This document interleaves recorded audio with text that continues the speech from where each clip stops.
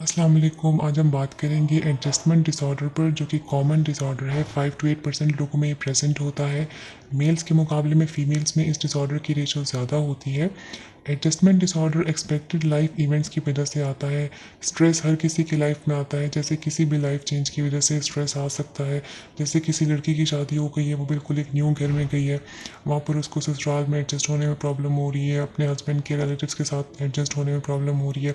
या किसी का ट्रांसफ़र हो गया तो एक न्यू सिटी न्यू प्लेस में एडजस्ट होने में प्रॉब्लम हो रही है, किसी बच्चे का स्कूल चेंज हो गया है तो वहाँ पर उसको एडजस्ट होने में मसला हो रहा है, या किसी का ब्रेकअप हो गया, उसकी लाइफ में स्ट्रेस आ गया, उस वजह से उसको प्रॉब्लम आ रही है वगैरह। डिफरेंट लाइफ चेंजेस जो आती हैं उसकी वजह से स्ट्रेस हो सकता है। मोस्ट ऑफ द टाइम लोग इन लाइफ चेंजेस के साथ कुछ ही दिनों में या कुछ ही टाइम में एडजस्ट कर लेते हैं। लेकिन एडजस्टमेंट डिसऑर्डर में क्या होता है कि किसी भी स्ट्रेसफुल इवेंट के जवाब में इंडिविजुअल एंग्शियस हो जाता है, डिप्रेस्ड हो जाता है, उसके इमोशनल और बिहेवियरल रिएक्शंस आने शुरू हो जाते हैं। ये ओवर सेंसिटिव लोग होते हैं, और ये जो बहुत ही सेंसिटिव होंगे, और ये किसी भी स्ट्रेस के जवाब में बहुत ही ओवर रिएक्ट कर जाएंगे। एडजस्टमेंट डिसऑर्डर को स्ट्रेस रिस्पॉन्स सिंड्रोम भी कह सकते हैं, यानी इसको स्ट्रेस रिस्पॉन्स सिंड्रोम भी कह सकते हैं। ये एक शॉर्ट टर्म कंडीशन होती है, और ये तब आती है जब इंडिविजुअल किसी भी लाइफ चेंज के साथ मैनेज ना कर पाए, वो वहाँ पर एडजस्ट ना हो पाए, उसको लगे कि उसके हिसाब से कुछ नहीं हो, या जिस तरह से वो चाह रहा था उस तरह से नहीं हो पा रहा, तो उस वजह से भी उसको स्ट्रेस होना शुरू हो जाता है। स्ट्रेस सिर्फ नेगेटिव चीज़ों से नहीं होता, बल्कि पॉजिटिव चीज़ों से भी आ सकता है। जैसे कि किसी की प्रमोशन हो गई है, तो स्टार्ट में तो बहुत खुश है कि उसकी सैलरी इंक्रीज़ होगी, उसका ग्रेड इंक्रीज़ हो गया, उसको एक अच्छी पोस्ट मिल गई है। लेकिन वक्त के साथ साथ उसको ये फील होने लग जाता है कि वो टैलेंटेड तो है, लेकिन वो वहाँ पर मैनेज नहीं कर पा रहा, उसको लोगों के साथ मैनेज नहीं करना आ रहा, या वो वर्कलोड का प्रेशर नहीं बर्दाश्त कर पा रहा, तो उसको तब प्रॉब्लम आना शुरू हो जाए। या किसी की जो है लाइफ चेंज ऐसे हो जाए कि शुरू में तो उसका एक रिलेशनशिप है, वो बहुत खुश है, लेकिन वक्त के साथ साथ उसको लगने लगे कि वो खुश नहीं है उस रिलेशनशिप में, तो उसको प्रॉब्लम आना शुरू हो जाए। तो स्ट्रेस, या किसी बच्चे की अच्छी पोजीशन आ गई है, उस बच्चे ने टॉप कर लिया है,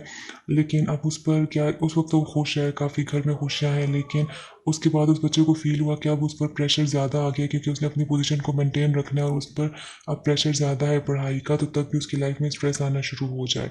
तो इन सब लाइफ चेंजेस की वजह से स्ट्रेस कॉज हो सकता है। अक्सर लोगों को आपने देखा होगा कि वो जॉब से बहुत खुश होते हैं, जिस कंपनी में वो जॉब कर रहे हैं बहुत खुश है, लेकिन वो जॉब इसलिए छोड़ देंगे क्योंकि उनको ये, जब उनसे वजह पूछी जाएगी तो वजह ये नहीं होगी कि वो अपनी पोजीशन से खुश नहीं है, अपनी पोस्ट से खुश नहीं है, अपनी कंपनी से खुश नहीं है, बल्कि वो अपने बॉस के साथ एडजस्ट नहीं कर पा रहे, इसलिए वहाँ पर खुश नहीं है, उनकी लाइफ में बहुत स्ट्रेस है। इसके सिम्टम्स डिप्रेशन से मिलते जुलते हैं, जैसे कि होपलेसनेस की फीलिंग्स होती हैं, लॉस ऑफ इंटरेस्ट होता है, टीयरफुलनेस होती है, इस तरह के सिम्टम्स हो सकते हैं, इसलिए इसको इनफॉर्मली सिचुएशनल डिप्रेशन भी कहा जाता है। एडजस्टमेंट डिसऑर्डर के symptoms individual to individual vary कर सकते हैं। एडजस्टमेंट डिसऑर्डर में बिहेवियर और इमोशनल रिएक्शंस होते हैं, जैसे कि दिल उदास रहता है, होपलेसनेस की फीलिंग होती है, किसी काम में दिल नहीं लगता, बार बार रोना आना या नींद ना आना, घबराहट और बेचैनी रहना, नर्वसनेस, भूख की कमी रहती है, कंसंट्रेट नहीं कर पाते, daily life functioning negatively affect हो रही होती है, विदड्रॉन बिहेवियर होता है, और इसमें सबसे कॉमन डिस्प्लेसमेंट ऑफ एंगर भी होता है, जैसे कि